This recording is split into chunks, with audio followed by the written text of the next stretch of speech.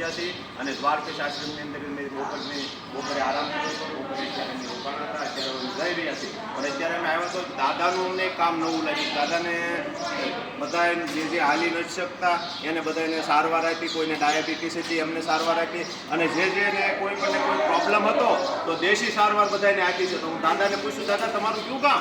રણજીતપુર. અને તમે અહીંયા શું કરો છો? અમે બે માણસ અહીંયા આશ્રમમાં રહીને અને ગમે હાલી નીકળીને અમે જમાડી જી દાદા. અને 2 જણા રહીને છોકરા કંઈ છે નહીં હા. અને રહી. ઓહો, અને તમે આ સોળવાનું કામ કરો છો.